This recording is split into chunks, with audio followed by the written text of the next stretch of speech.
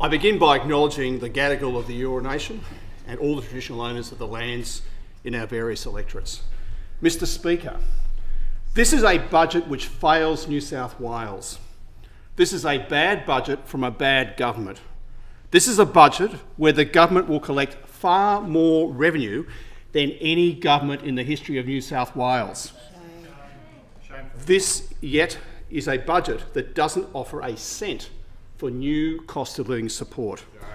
This is a budget where the government has lost control of the finances, and this is a budget that risks our economic security, delivering more deficits, more debt, and all but decimating our AAA credit ratings. How on earth has this happened? Here's how. Before the election, the Premier said his union wage deals wouldn't cost the people of New South Wales 1 cent and would be fully offset by productivity savings. Instead, he's broken that absolutely critical promise, costing the budget already over $9 billion and potentially another $6 billion on top of that. The Premier's broken promise means that even though this government is raking in record revenue, there's no new cost of living support, and there are cuts to schools, hospitals, other frontline services and infrastructure. The Premier's broken promise means more pressure on stretched family budgets, more pressure on renters and first home buyers, more pressure on schools with school budgets cut, and more pressure on hospitals, with emergency departments overwhelmed and support for the dying cruelly cut. Shame. Yet the government hides behind smoke and mirrors, taking no responsibility but blaming everyone but themselves. This is a Labor budget through and through. More taxes, more deficits, more debt, financial mismanagement and squandered opportunities. I'll now address briefly the budget position which this government inherited, and then the government's claims about GST revenue cuts, the revenue windfall which the government has received, what the government's broken promise on the funding of union wage deals is costing the taxpayer, what the government's budget mismanagement means for the future state of New South Wales finances, what budget mismanagement means for cost of living support, what it means for health, education and other frontline services, what budget mismanagement means for housing, and what it and lack of vision mean for future infrastructure, and finally, some concluding remarks. So let's start with the budget position that this government inherited. The government likes to talk about the past, so let's set the record straight. At the end of 2018-19, the budget showed a $4.2 billion surplus and no net debt. And notwithstanding the once-in-a-lifetime COVID-19 pandemic and unprecedented natural disasters that followed, the outgoing government left a budget signed off by the independent Treasury Secretary as being back in the black by 24-25, with ongoing surpluses after that. Complaints from those opposite about the state's debt reek of hypocrisy.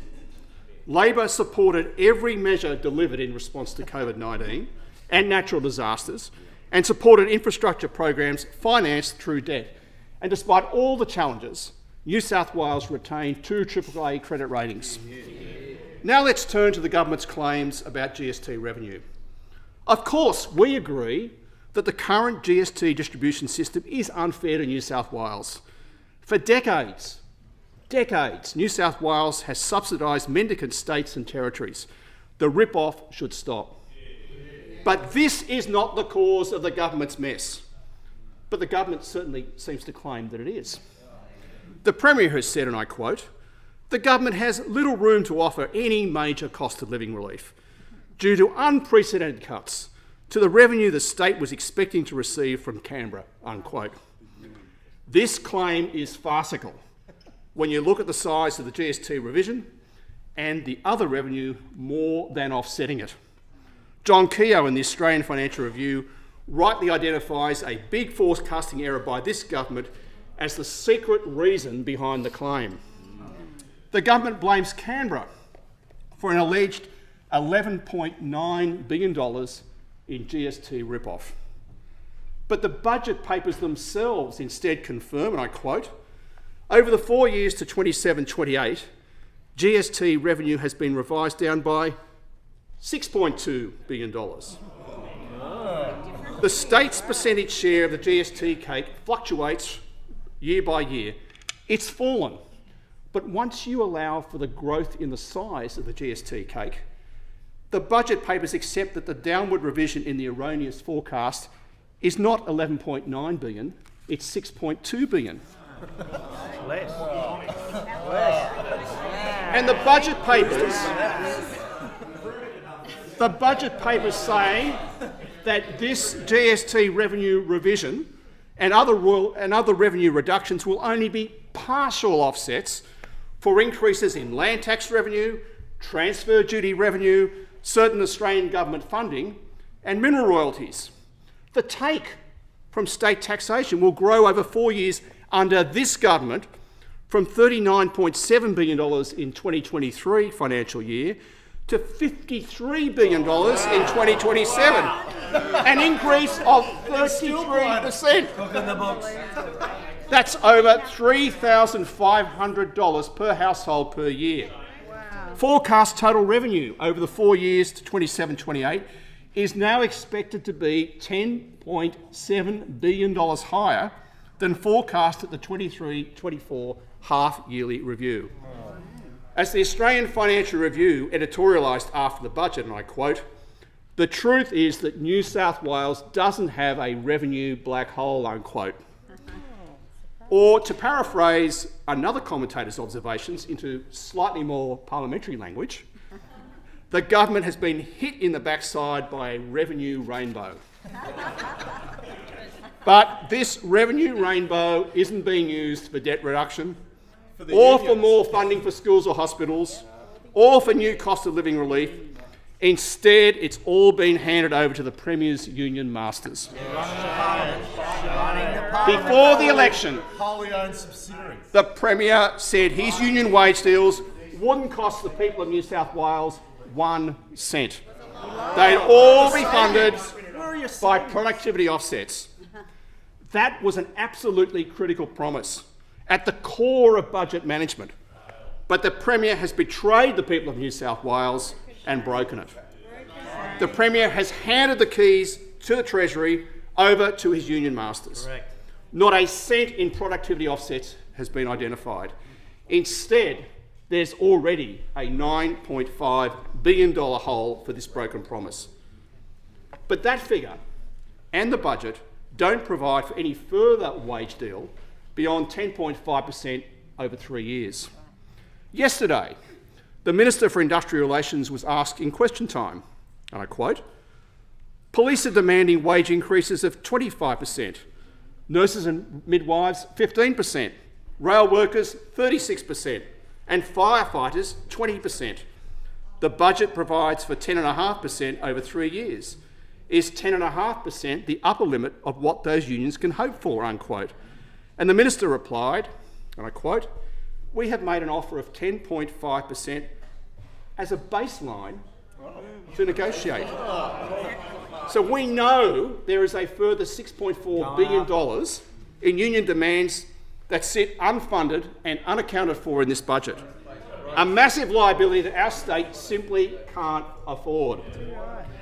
The government still won't come clean on the true cost of its union wage deals. Funding their re-election. So instead of doing what it promised at the election, namely to fund wage increases from productivity offsets, this government has used the revenue windfall to fund union wage deals and squandered its golden opportunity to maintain and improve cost of living support, to maintain and improve health and education services and infrastructure, and to support home seekers and small business. The government's financial mismanagement means more deficits and more debt as far as the eye can see. This government will add over $11.5 billion in deficits over the next 4 years. Net debt is expected to grow from 11.9% of gross state product now to 14.2% in June 2028. And because of the government's mismanagement, interest expenses are forecast to grow at 9.1% every year for 4 years. This will take interest payments to $8.6 billion for 2027-28, more than double the $4.2 billion paid under the previous government in 2022-23. And the government's mismanagement means that New South Wales faces the severe risk of losing its prized AAA credit ratings. So what does the government's budget mismanagement mean for cost of living support? Households right across New South Wales are struggling with the cost of living crisis. The cost of electricity is up. The cost of groceries is up. Rents and interest repayments are up. But this budget confirms what we already knew, that the government has no plan to address the cost of living crisis. Not a cent for new cost of living support. And a shameless attempt to window dress as some sort of new cost of living measure, a welcome addition not to collect payroll tax from doctors in circumstances where it's never been collected before. It would be comical. It would be comical if it were not so insulting. But we all know who will foot the bill for the government's failures. Families and households right across New South Wales will pay the price, as they've already done under this government. Active kids, slashed. Creative kids, slashed. First lap, slashed. Energy relief, slashed.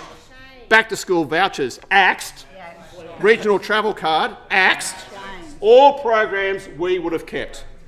This month, the Premier wrote about the impact that social media is having on children, something we all worry about as having long-term adverse impacts on our state's children.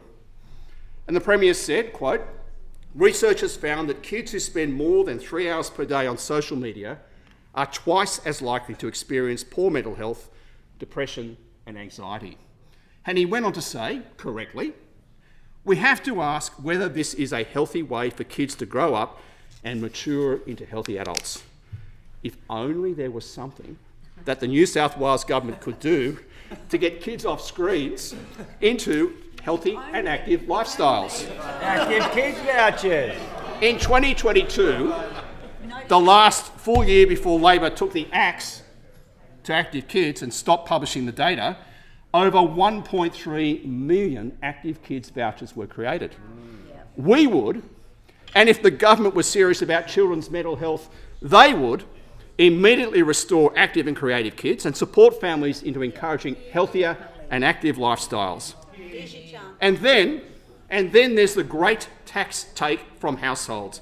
As mentioned, an extra $3,500 per household per year by 2027. Our state deserves better. And what does the government's budget mismanagement mean for health, education and other frontline services? For health, Labor's cruel cuts mean that we're going backwards for the second year in a row.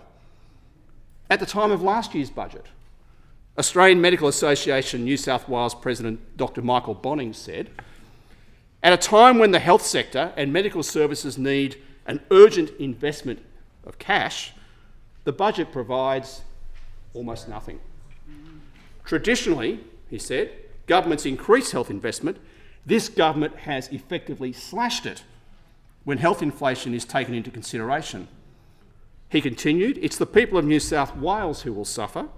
This means less access to emergency departments, less urgent surgery and non-urgent surgery." So Labor's cuts are hitting palliative care, frontline services and emergency departments, including in regional New South Wales. The most recent Bureau of Health Information data show a hospital system under immense strain because of Labor's existing cuts. People are waiting longer to be seen and their health is at risk. Labor's cuts have seen March quarter elective surgeries down 6.6% from the same quarter last year, down 13.9% on the December quarter.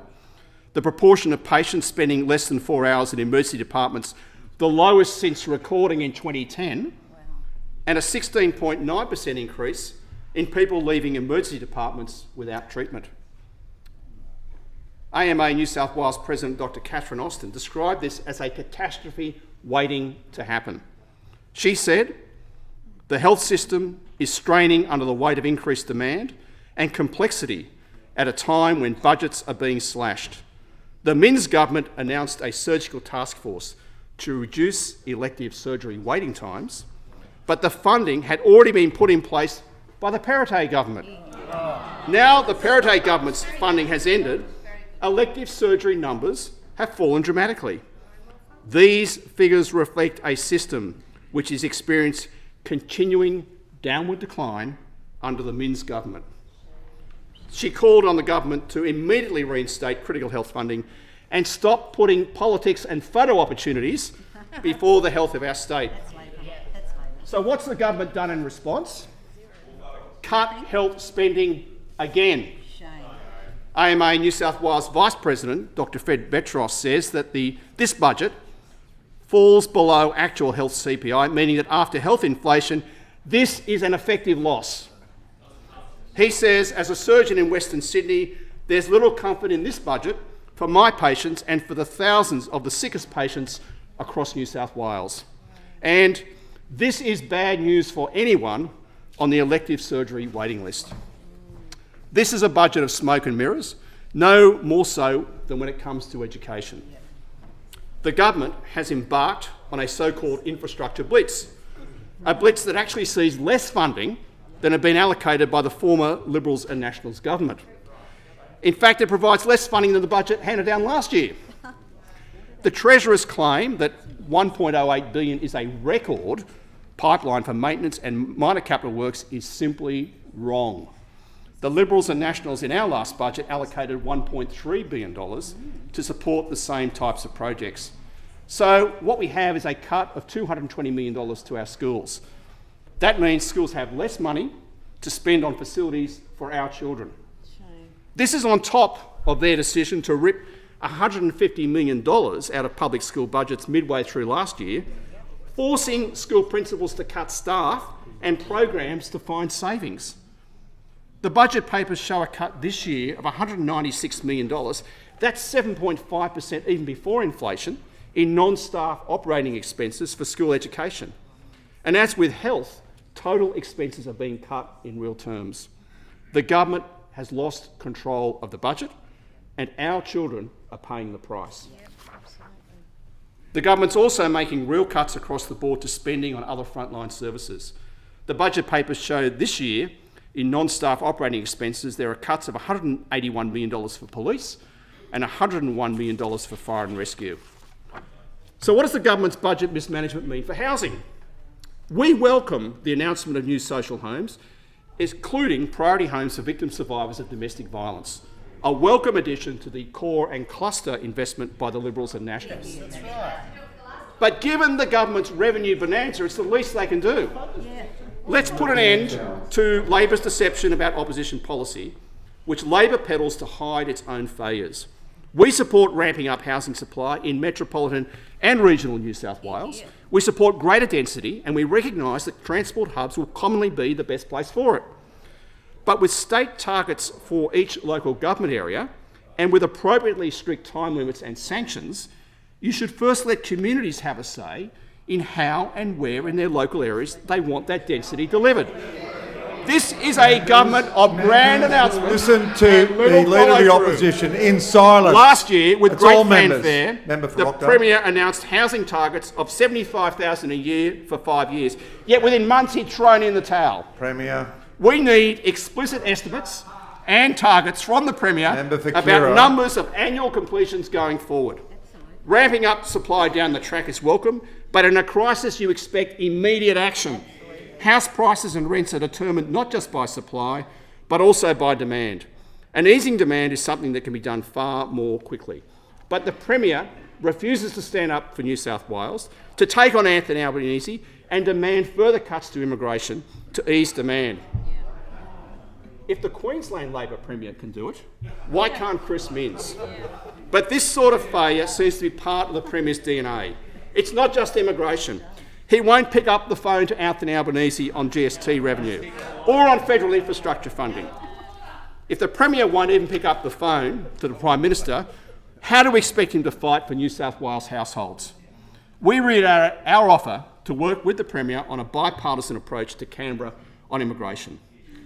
Returning now to supply, despite the rhetoric and the targets, the Premier leads a government whose one-size-fits-all approach is failing. We've actually seen completions approvals go backwards under this government. We've seen them go backwards by 11%. We've seen supply held back by a new $12,000 tax on every new home. We've seen a lack of funding to support essential infrastructure required to drive development. We're still waiting for the outcome of the land audit. We're still waiting for the government to deliver on its rental reform. And this budget will only make matters worse. The budget reveals yet more taxes on homes and properties right across New South Wales. The decision to freeze indexation of land tax thresholds is a tax grab by stealth. The last thing you do in a housing and cost of living crisis is to push up taxes on property owners, which will be passed on as higher costs for renters and struggling small businesses. It's a desperate tax grab because this government has lost control of the budget and handed the keys of the Treasury to its union masters. The Property Council says that subjecting even more mum and dad investors to land tax will not reduce rents or provide urgently needed new housing. In fact, it will do the opposite. It will act as a brake on housing affordability. The Real Estate Institute says removing indexation would have severe ramifications for commercial tenancies in particular, and given the high cost of holding a residential property, adding to the tax burden will only place additional pressure on investment returns, leaving landlords two undesirable options. And what are they? They either pass the cost onto tenants or they sell investment properties. Either way, taking more homes out of an undersupplied rental market. You can increase social housing, but overwhelmingly, the main driver of housing supply is private investment, which has to be financially viable. The government's announcements of targets and zonings is the easy part. You can announce all the targets and upzonings in the world, but they won't produce more housing unless it's financially feasible to build. But the government continues to increase fees and charges that are crippling the financial feasibility of new housing projects. And you can throw all the money in the world at creating new infrastructure czars and the worthwhile speeding up of approvals, but if it's too expensive to buy and build, it won't matter. The Property Council says the government's recently released new housing targets for Sydney, the Illawarra, the Hunter and the Central Coast, quote, will remain a pipe dream without fixes to the delivery pipeline, unquote. And it tells us that new taxes and charges will make the construction of up to 50,000 new homes financially unfeasible for homes built west of Homebush over the next 5 years. Instead of squandering the revenue bonanza like this government, we would have used it to help home buyers and home seekers and renters in New South Wales, removing the burden of stamp duty on young people by reintroducing the first home buyer choice program, providing stamp duty exemptions for older people looking to downsize to free up larger homes for families, establishing a program of at least $2 billion funded through the windfall stamp duty that this government has squandered to support local councils to meet and beat their housing targets.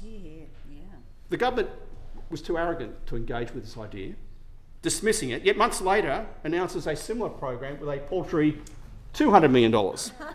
A drop in the ocean that's an insult to local communities and a reflection of no money in the kitty because it's all been diverted to union wage claims. We keep indexing land tax thresholds and we'd be easing taxes and charges that are making developments unviable. Our offer remains for the government to work constructively with us to solve the housing crisis, rather than their failing approach, which is making matters worse. And because of its utter financial incompetence, this government is borrowing more, but building less.